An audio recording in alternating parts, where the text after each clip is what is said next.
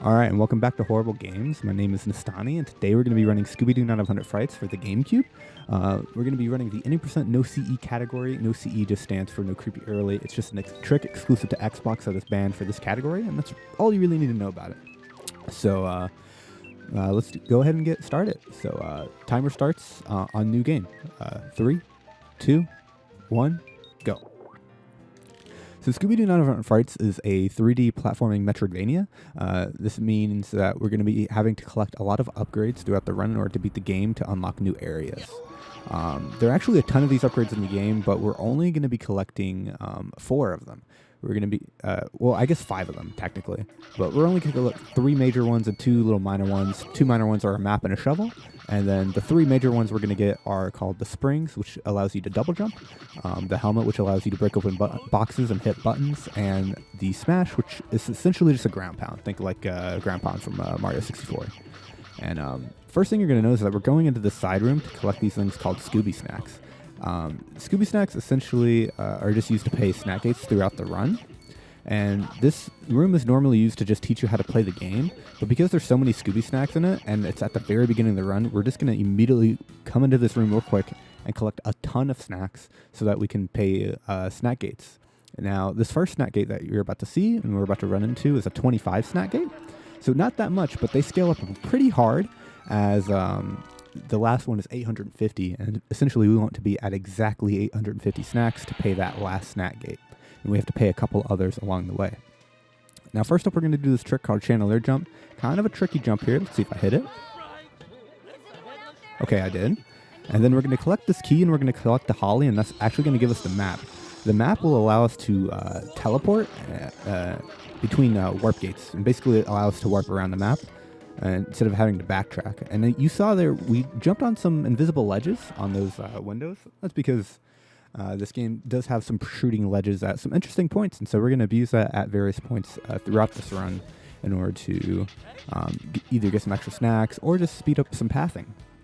And then we just talked to the groundskeeper there, also voiced by Don Knotts, fun fact, and he gives us the shovel so that we can dig, which Scooby apparently can't do despite being a dog. It's pretty interesting, but, you know, we just go with it. And so in this first level, Shock on the Dock 1, you're going to notice as we get further along into this level that there are enemies that move. So enemies, platforms, basically anything that moves in the game that is not Scooby is on a cycle base. And what this means is that if you run it at a certain speed, you will hit the same cycle every time. So right now we're going to try to make a rat cycle where we try to get past that rat without having to jump. That time I did not make it, unfortunately, but it's only a very minor setback. It doesn't really lose us that much time, and we're just going to keep going. But the way cycles work is that just when you spawn, everything starts moving, and so we can make very specific cycles that we have determined to be fastest. And by making these cycles, it just improves the optimality of your run. And right here, we're just going to go out of our way a little bit, collect some pretty fast snacks, and we're going to jump up here. Normally, we need Shaggy to actually get on this box, but we can actually just jump on it ourselves. So we could skip the need for having Shaggy completely. Now, these hooks, as I mentioned, these are on a cycle, which means that we're going to jump through these. And that might have looked scary because if we do get hit by a hook there, we can actually fall down. But instead, I know the cycle, so I just know exactly where to jump and when to jump, and it's really not that scary. So here, this is something known as tar. You can't jump or run or jump in this tar. I actually jumped off the rope there to jump, but I was spamming the A button there. I couldn't jump. And then here we're going to try to do something called Star Shots, where we jump off the tar. No, we didn't get it. Essentially, you can jump off frame 1 there and get off the tar before it sticks you, and you can jump on some ledges on the side. But we did not get that, so no worries. And up here, we're going to do one of the first major tricks in the run. It's called Paw Storage. Paw Storage essentially is just a menuing trick that just allows us to warp from anywhere in the game. So we're going to do that, and we also are going to get our first Metroidvania power major upgrade, which is the double jump, which allows us to jump twice, as you see here. And now we're going to attempt that PS warp. We're just going to unplug our controller and press A at the same time. You're going to hear this sound, and then we're going to plug it back in, do some menuing, and now we have warped without a warp gate. Normally we need warp gates to warp, but instead with that trick we just warp without it. And now we're back here, and so that saves us about 20 seconds of backtracking where we would have to previously backtrack to a gate. But now with that trick, we can just skip the need of backtracking completely. And I want to take the time in this level to explain Scooby's charge attack. So right now you see me using my charge attack through this level. This is because Scooby actually speeds up during his charge attack. Normally you're supposed to use this to just bonk enemies throughout later on in the game to kill them. But instead, we're actually going to be using his charge attack here because at the beginning of it, he slows down, but at the ending of it, he speeds up really fast. So by using this charge attack over long distances, we can cover a lot of ground and speed up and have our movement be very fast. And essentially, you don't want to use this charge attack over like shorter distances, which is pretty nuanced. Normally, you just want to dash all willy-nilly. But because his charge attack is slower at the startup, you only want to use it over long distances. That's why you're going to see right up here. I'm actually not going to use it right after this jump. That's because if we used it there, it actually would have been slower to collect that first snack box than if we charged immediately upon landing. So that's a pretty big nuance in this game with the charge attack that really allows for some pretty good, cool movement cycles over long and short distances. Just knowing when to dash and where to dash can be very beneficial. So in this level, you're going to notice we're going to take a slight detour. And by a slight detour, I mean a pretty big detour. Normally, from this point in the game, if you're playing it casually, you're supposed to keep going to the right here, but instead we're going to death abuse and go back to the beginning of the level. And death abusing, essentially, if you die in a level, it spawns you back to where you entered. And so now, we're actually going to go up to this gate, and we're going to clip right through. And I'm going to explain why we're going to do this, but you can actually do this at home. You can just hold uplift on your D-pad and clip through this gate. It's actually really easy to do. And now we're in Misbehaving. Now, if you have played this game casually, you're going to notice that this is not where you're supposed to be for a very long time, actually.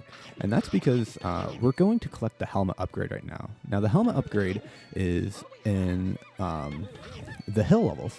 And the hill levels can be accessed through the skull levels. And we're actually going to go through the skull levels backwards because it's actually faster to go to the skull levels backwards than to go the intended route to the helmet because there's a really long auto-scroller in Hedge 4 where it takes up a lot of time. So actually entering through skull backwards will save about 2 minutes of time rather than just going the intended route. And since we're going through Skull Cliff backwards, it's going to set up for this trick known as a Void Warp. So right here, you just saw me. I just jumped out of bounds there. This trick is a bit trickier than it seems. But right now, we're just going to go right on through here.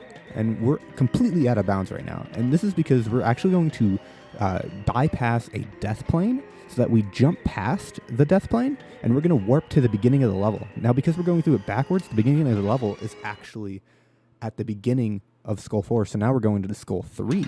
So because we actually spawn at the quote-unquote end of the level, we can actually skip the entirety of Skull 4 by doing that trick and void warping to the end of it. And Skull 4 is basically one of the longest levels in the game, right next to Misbehaving 3. For other categories, we're actually not going to hit Misbehaving 3 in this run, but it's generally seen that Skull 4 and Misbehaving 3 are the longest levels in the game. So by doing that void warp, we actually skip out on a huge level that takes up a lot of time. And we're just going to run right through it. And so I mentioned cycles before, and we're actually going to try to make another one in this level. It's called Boulder Cycle, where essentially there's a boulder at the very end of this level, where we're going to try to get through it without having to jump around the boulder. This is just a little optimization of the run that just allows us, and we're going to get it here. Right, that boulder, that last boulder right there was the boulder that we were trying to avoid. And here we're actually, in Skull 1, we're going to try to jump on this invisible ledge here. And whoop. The jump looks a bit scary, and sometimes you can actually just fall off and die there because, sometimes the ledge just doesn't happen. And it's unfortunate when it doesn't, but normally it's pretty consistent. And now you're going to notice that we are in Hill 3. And if you're a fan of this game or you've played it before in your past, you're going to know that this is where the helmet is located. So now we're actually spawning down here rather than the intended way, which is actually right by this second snack box that I'm collecting right now. And we're just going to collect a couple more snacks, and we're going to make our way up this hill.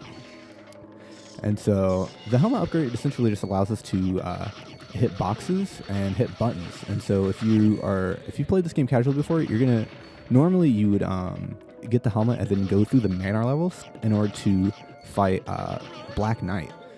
So you can get the Galoshes upgrade. I don't know if you remember the tar from earlier that I was walking on that I couldn't run or jump on. Essentially, the Galoshes power-up that the Black Knight gives you allows you to run and jump on that tar, meaning that you can dash and use your charge attack on the tar, which is important because Fishy is blocked off by this tar, and so you need the Galoshes upgrade in order to break these barrels in order to get into Fishy. The only problem is that there's this little ceiling above the barrels, and we're just actually going to jump on this low-hanging ceiling, and we're going to skip the entirety of the Black Knight fight and the mana levels with just those 2 jumps, and now we are in Fishy. We have just skipped 25% of the game with just 2 jumps right there. And now we're going to go through what is generally seen as some of the hardest levels in the game, and this is because of these treadmills that you see me jumping on here. When I'm going with them, like this, I speed up, and when I land on them and they're going against me, I actually want to jump off as soon as possible to maintain my momentum going forward. And so you're going to see me trying to go with the treadmills and going against them in order to speed up my momentum or keep my momentum going forward on the treadmills that are going back to me. And so in this level, this is called Fishy 2, and this is actually a good level to explain snacks. Normally this is a pretty boring auto-scroll level, but because of the way snacks work, the more snacks that I'm able to collect in each room, so if I miss one snack here and there, those snacks will add up because we have routed it such so that there's a certain amount of snacks on our snack route, and we're going to try to collect every snack on the snack route so that we can make the final snack total that we need, which is obviously more than 850, but like after we pay all the gates, we want to be at 850 going into the last gate. We don't want any more and we don't want any less. And so by going through these levels, if we miss snacks on our intended route, like how you saw at the beginning of this, I missed 2 snacks. Depending on how many snacks we miss throughout the whole run, it could actually hurt us in the long run, because if we miss too many snacks, we actually have to collect slower snacks that are a bit later on in the run, which can cost a lot of time, especially at the very, very top level. You're going to lose a ton of time to snacks if your snack count is just really bad. And here we're going to try to make this quick platform cycle, which we can luckily make right there.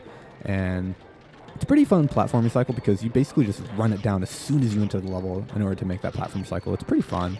And we're just going to collect some snacks here, and we're going to make our way onto Fishy 4. Fishy 4, you're going to see more of these treadmills. And so you're going to see me actually go with the treadmills in a circle here, or I guess in a square, in order to collect some snacks. I'm kind of doing a poor job of it, but it's fine. And we're actually going to jump off of these as soon as we land on them, so that we can go forward and collect these snacks just like that.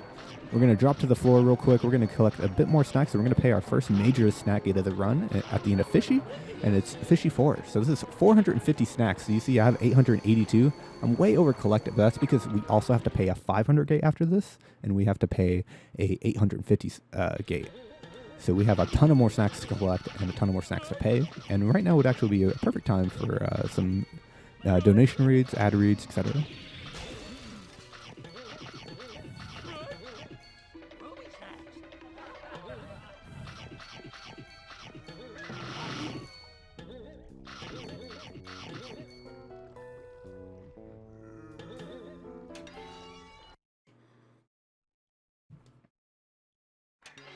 So as we go into Coast 1, I'm going to mention something that I didn't mention about Scooby's charge attack before, and that's when Scooby's charge attack is happening, his hitbox actually shrinks to his head.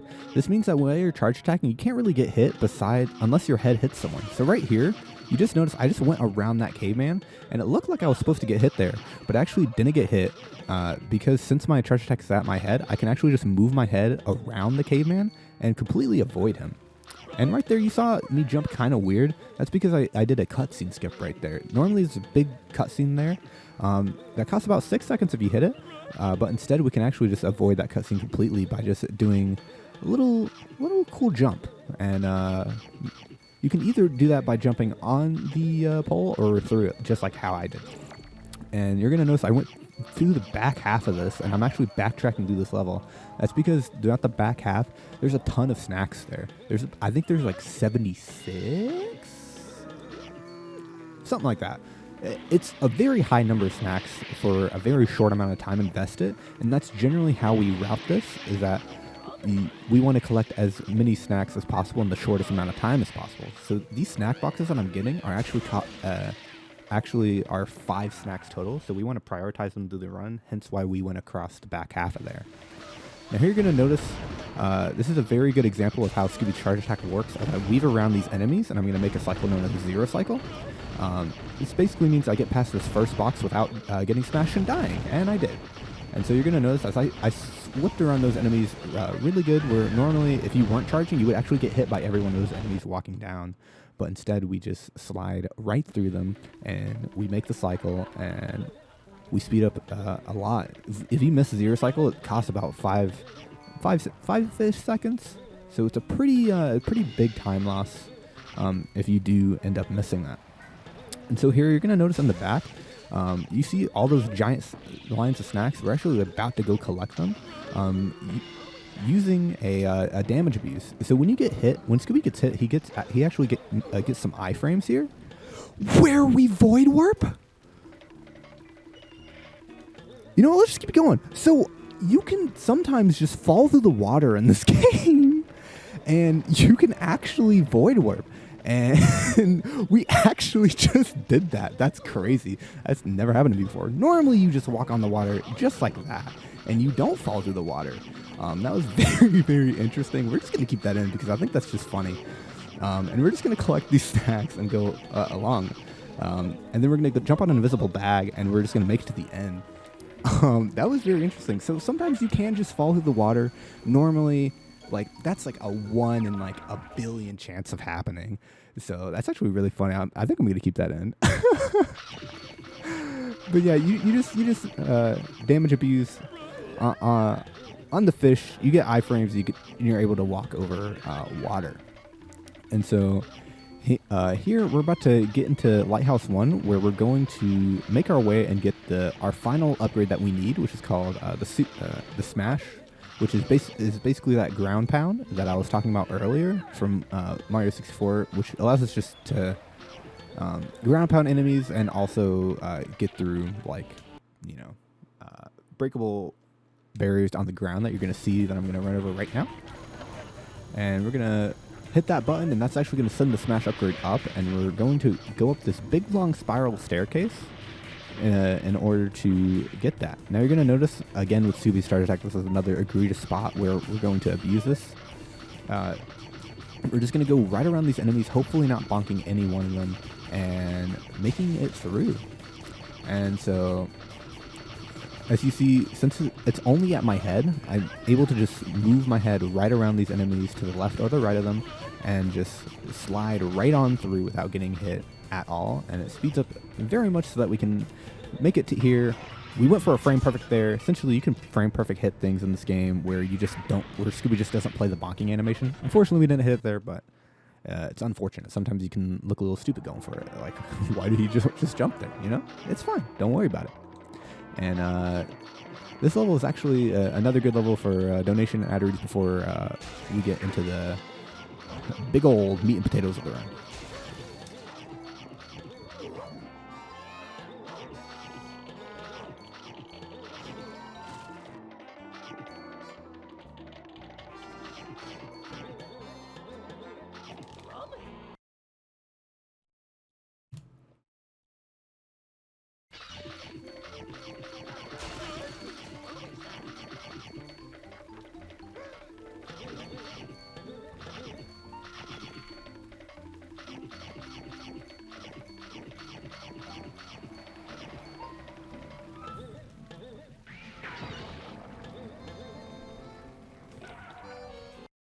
Alright, so going into this next level, we actually now have all the upgrades that we need to beat Mastermind, the final boss. So you may be asking yourself, why aren't we going towards Mastermind right now? And that's a good question. That is because you see our snack count? We are actually only at 650 snacks. This means that we have a ton of snacks to make up. And we're going to do that by going into this level called Aghast on the Mass 3. This actually has the fastest snacks per second in the game, and we're going to jump on some invisible walls, just a little bit of the wall just to skip and get our way and enter the back half of it. And we're actually going to do this really hard jump called fish jump, which is definitely a run ender. Okay, we hit it. Okay, let's go. That jump looks very deceivingly easy, but it's definitely one of the hardest jumps in the game, if not just flat out the hardest jump in the game, next to BKE. We're going to do another little fish ground pound, and we're going to collect all these snacks. And that is just to beef up our snack count. So that we... Okay. And we're going to collect all these snacks, and that's because these are the fastest snacks in the game. So again, we're going out of our way here to collect these snacks, but this is actually the fastest routing for these snacks. And we're going to do another Paw Storage here. And, okay, we hit it.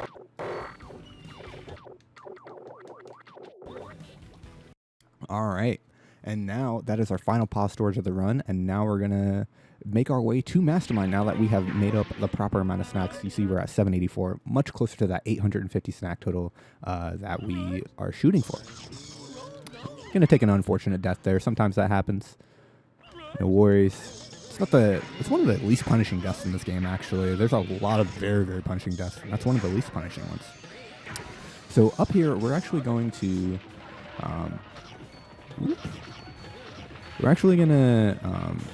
I'm going to set you up for the next two tricks that we're going to do. It's RBS and GGS. RBS stands for Redbeard Skip, and GGS stands for Green Ghost Skip.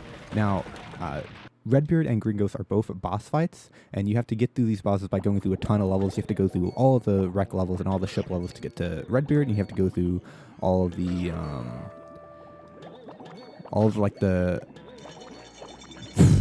all the misbehaving levels and such to get to Green Ghost. I just had a brain fart there. And so we're actually going to skip both of these boss fights because normally we get an upgrade from Redbeard. That's the gum, where you can go to the cellar levels and get the soap. And the soap will actually spawn bats in this chasm here that allow you to jump up to the top. Only problem is that we're actually just going to do that by jumping on an invisible ledge right here. If we get it, this is a very finicky ledge sometimes. This is one of the hardest jumps in the game. Oh my goodness, I'm choking. Okay, we got it. And that actually just skipped the entirety of the Redbeard boss fight. And here we're going to do a trick known as GGS, where we're going to jump on these invisible ledges and then make the trick. That was so clean. Normally you need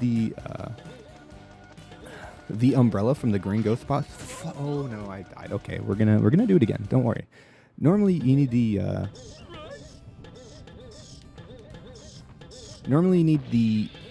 umbrella from the Green Ghost in order to fly up that big cavern, but instead we can actually just not die again. And we can die on the electricity here, but we can actually damage abuse right there so that we actually don't die to the electricity. We're gonna wait for iframes. Again, we're gonna do this thing called rail jump and get to the top here. Now, essentially, you need the umbrella normally to get up that big chasm, but we can actually just jump on those invisible ledges. And between the chasm that we jumped up and the fan room that we just jumped up there, we actually skipped 50% of the game. So we're actually skipping about 75% of this game in total with those. And speaking of invisible ledges, we're going to jump on a bit more of these, although they're not really that invisible. You can actually see them. You just can't see them because of the camera. And now we are at 850 exact snacks. And now we're going to drop down to 0, and we're going to go fight Mastermind. And so, in this room, you're going to notice... Help, Scooby! This shark has a bigger appetite than mine! Shaggy's above the water. Normally you're intended to save Shaggy here, but if you notice throughout the run, we've actually been ignoring all the If you're familiar with the run, if you're familiar with the game, you're going to notice that we actually skipped a lot of parts where we needed Shaggy. And I kind of just glossed over them because they're not that important. But here's a big one because we're actually going to skip this whole room by just clipping through the door. And you may be wondering, oh no, Shaggy's still above the water. What's going to happen to him? Is he going to get eaten by the shark? And the answer is no. He is very much fine, as you're going to see. He's in the back with everyone else. And we're just going to jump across this acid pit. And we're going to skip another cutscene. And we're going to actually clip into this wall here. This clipping through this wall actually skips the first phase of the Mastermind fight, meaning that we have one less wave of enemies to fight here. making the fight go by faster. Now you're going to notice me take a bit of damage there. That's because I was going for a frame perfect. Again, trying to cancel my bonking animation. Unfortunately, did not get it that time. Did not get it there either. Ideally, you want to be getting a lot of frame perfects in this level, and the more frame perfects you get, the faster this level goes. And timer is actually going to stop when Mastermind spawns on the ground here, and I'm going to hit him into the electricity in front of the buttons. And so when that happens, timer will stop. Hey, I got a frame perfect for the fans. Ooh, I got two frame perfects for the fans. And so now he's about to spawn down, and I'm essentially going to stagger kill these enemies, so that they don't bother me as much when Mastermind spawns. Is he gonna spawn? Hello? Oh my god, that was one of the slowest spawns I've ever seen. So again, once I bonk him into the electricity, timer will stop. So oh. Sometimes that happens. Sometimes you can get a fake hit. And time. So on my mark, that's 25:45. Pretty solid. And yeah, that's Scooby-Doo Night of 100 Frights. Took some unfortunate time losses there, but overall, very, very, very good run. Yeah, my name's Nestani. Thank you all for your time. And hopefully I get in. You know what I mean? And if I don't, worry about it. Honestly, I just really like making marathon videos. They're just really fun. So, thank you for your time. Hope you all have a good day. Peace.